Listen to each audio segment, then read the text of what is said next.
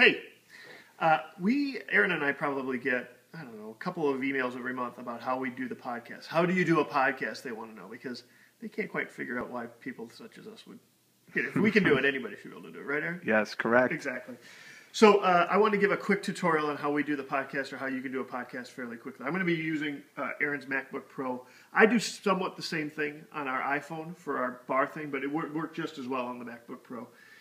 The key is, the way we do it is, it's got a built-in mic, so if you're doing it in a quiet environment, you can actually just do a record on your MacBook Pro. We use Audacity. You can use Audacity to record. Audacity is just a free downloadable recording device, and you can also work audio files on it. Like I said, you can download it for free. We do it in a bar where there's a lot of background noise, and the built-in mic picks up a ton of that background noise. So we try to use microphones. So just real quickly, here's kind of what we got. Here's the microphone. It's just a $20 Radio Shack mic. It's got a adapter on it that costs another $5 or $6 because you don't want to have that ending to it. We get 2 of them, and then we also got a splitter. Now this is a special splitter. I don't know if you can how much you can kind of zoom in on that, Aaron. Ooh, it's scary because it gets to your face too. Okay, you see how it's got 3 black rings on it? Okay. Most splitters have just 2 black rings. You need that on a Mac, otherwise it keeps the mic on, and it negates the point of having a microphone, right? So this is something I just bought specially over the internet. If you're looking for where you can get this kind of splitter specifically, and that was only like $20 also, right? You're right. It was only like $20. Yeah, right? It's cheap stuff. And you can also, if you're just doing a solo podcast, you just need one microphone. You can buy an iMac microphone to plug right in there.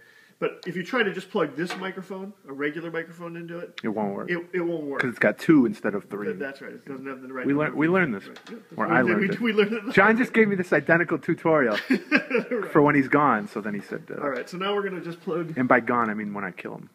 He's going on a vacation, but I meant when he comes back and then I murder him. Yeah, there might very well be hitmen waiting for me in Auckland. That'd be funny. Get off the plane, people hold the sign up, bonus, like for the car, but it'll just be a hitman instead. The other thing you always got to remember with mics is they've got a little on-off switch here. We discovered that the hard way after, I think, our first podcast. Yeah, we ended up recording about 15 minutes. Were we ever so naive, John?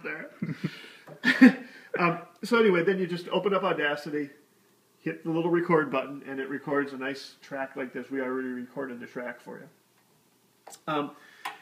Once it's in Audacity, then you might want to add bumper music or, edit out swear words, something like that, depending on it. The way you do it is you've got one track open. You can just go and select another import audio. We import the audio of the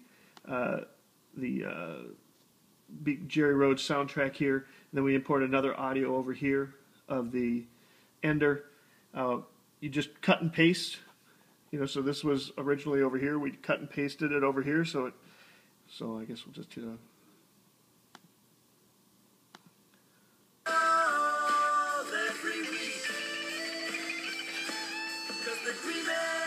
What a song.